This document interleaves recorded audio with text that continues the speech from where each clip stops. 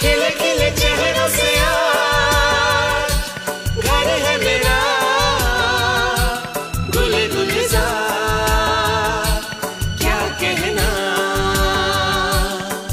ए दिल लाया है बहार अपनों का प्यार क्या कहना। मिले हम छलक उठा।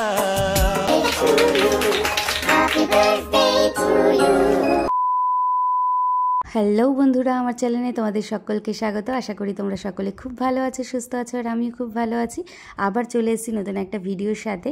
কিন্তু তোমাদের কাছে নতুন হলে আমার কাছে কিন্তু ভিডিওগুলো অনেক পুরনো, কারণ এটা আমার বেবি ডেলিভারি হওয়ার কিছুদিন পরের ভিডিও। সেই দিন ছিল আমার বার্থডে। তো বার্থডেতে আমার বার্থডে সবাই ভুলে গেছিলো, কারোরই মনে ছিল না আমার সোনামণিকে পেয়ে। কিন্তু দেখো লাস্টে সবার মনে পড়েছিল। তারপর আমার হাজব্যান্ড আমার জন্য দেখো কেক নিয়ে এসেছিলো, আর আমার জন্য একটা গিফট নিয়েছিল, সাথে সোনামণির জন্যও গিফট নিয়ে এসেছিলো। তো এইদিকে দেখো আমার বার্থডে পার্টি চলছে। তখন তো মনটা একটু খুশি খুশি হয়ে গেছিলো। সকালের দিকে মনটা একটু খারাপ খারাপ ছিল, কারণ সবাই আমার বার্থডে ভুলে গেছে, কারোর মনে ছিল না, কিন্তু পরে আবার সবার মনে পড়ে গেছিলো। তো এইদিকে দেখো সোনামণির বাবা সোনামণিকে নিয়ে ঘুরছে। এই টাইমটাতে তখনও আমি সুস্থ হইনি, মানে একটু অসুস্থ ছিল, ক্লান্তি ভাব ছিল, আর তখনও আমি অনেকটাই মোটা ছিলাম। তো দেখো, আর এখানে আমি অনেক দিন পর একটু লিপস্টিক পরেছিলাম, একটু সাজুগুজু করেছিলাম, বেশ ভালো লাগছিল, খুশি খুশি লাগছিল। আর এদিকে দেখো পরের দিন আমরা বেরিয়ে পড়েছিলাম বাড়ির উদ্দেশ্যে। তো দেখো আমরা হাবড়ার বাড়িতে যাচ্ছি। তো রাস্তা দিয়ে সবাইকে টাটা বলে চলে গেলাম। সবার খুব মন খারাপ ছিল, যেহেতু সোনামণি সবারই খুব প্রিয়। সোনামণি চলে যাচ্ছিল, সব থেকে বেশি মন খারাপ করেছিল সোনামণির দিদুন। তো দেখো এদিকে আমরা বেরিয়ে পড়েছি বাড়ির উদ্দেশ্যে। আর সোনামণিকে দেখো একটা ইয়েলো কালারের ড্রেস পরিয়েছিলাম। তো সোনামণিকে আমরা নিয়ে যাচ্ছি। সোনামণিকে নিতে এসেছিলো সোনামণির ঠাম্মি আর ওই সোনামণির একটা কাকা। তো দেখো আমরা এই যে যাচ্ছি, আর এখান থেকে সোনামণির মামাকেও আমরা টাটা বললাম, যেহেতু ভাই দোকানে ছিল, বাড়িতে ছিল না, ওই জন্য দোকান থেকেই ওকে টাটা বলে আমরা চলে এলাম বাড়িতে। তো বাড়িতে এসে দেখো আমরা এদিকে সোনামণির অনেকটাই গরম লেগে গেছিলো, সেদিন পড়েছিল প্রচণ্ড গরম। তো ও কিছুতেই মানে আর থাকতে চাইছিল না, আর গাড়ির মধ্যেও থাকতে চাইছিল না, তাও তবুও কী করা যাবে। আর তারপর সোনামণিকে নিয়ে বাইরে একটু ঘোরাঘুরি করছিলাম আমি। আর এদিকে তোমাদের দাদাভাই তো তোড়জোড় লাগিয়ে দিয়েছে, সোনামণি ঘরে আসবে, তো সোনামণিকে বরণ করে নিয়ে আসতে হবে। আর সোনামণির জন্য কত কিছু ফুল দিয়ে বেলুন দিয়ে সাজিয়েছে তার বাবা। তো বেশ ভালো লাগলো বাড়িতে এসে দেখে। তো আমাদের তো গাড়িও সাজানোর কথা ছিল বেলুন দিয়ে, কিন্তু তাড়াহুড়ার জন্য সেটাও সম্ভব হয়ে ওঠেনি আর কি। তো দেখো এদিকে সোনামণি কাঁদছে, আর বেশিক্ষণ দাঁড়িয়ে থাকা যাবে না বাইরে, তো সেটাই বলছিলাম ওর বাবাকে।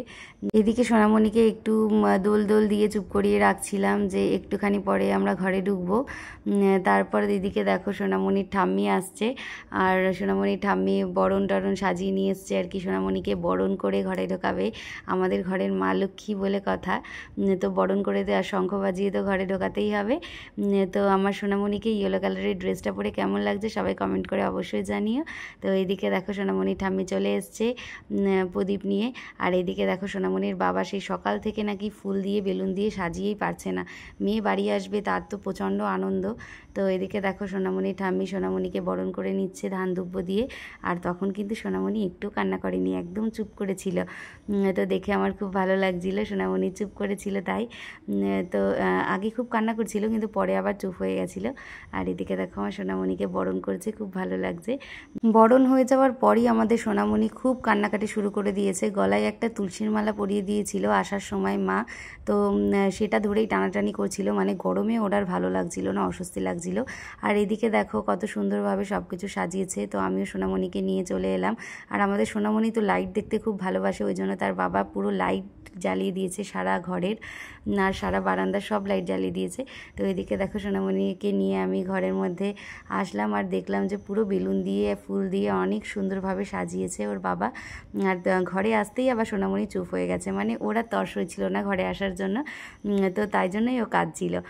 তো তারপর আমি দেখলাম যে খুব সুন্দরভাবে সাজিয়েছে, তাই বললাম যে এবার তুমি নাও, আমি একটু ফ্রেশ হয়ে নিই, তারপর সোনামণিকে খাওয়াতে হবে, কারণ সোনামণির খিদে পেয়ে গেছিলো, যেহেতু অনেকটা জার্নি করে এসছে ওই জন্য।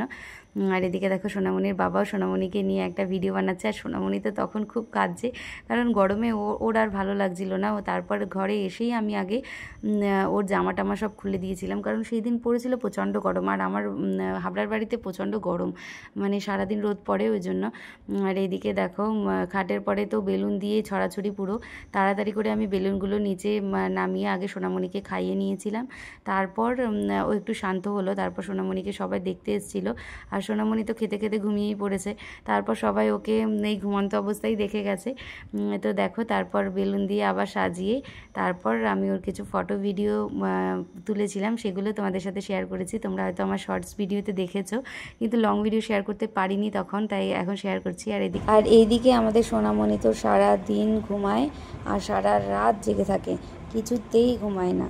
মানে পুরো রাতটাই ও জেগে থাকে, একদম ভোর 4টে 4:30 দিকেও ঘুমায়। পুরো রাতটাই তোমাদের দাদাভাই ওকে নিয়ে বসে থাকে আর চারিদিকে একটু ঘুরে ঘুরে নিয়ে বেড়ায়, মানে পুরো ঘর দিয়ে ওকে একটু ঘুরে ঘুরে মানে ঘুম পাড়ায়। কিন্তু ও যখন ঘুমানোর কথা ও তখনই ঘুমায়, তার আগে একটু ঘুমাবে না। পুরো রাতটাও জেগে থাকে আর সারা দিন ঘুমাবে, কিছুতেই জাগানো যাবে না।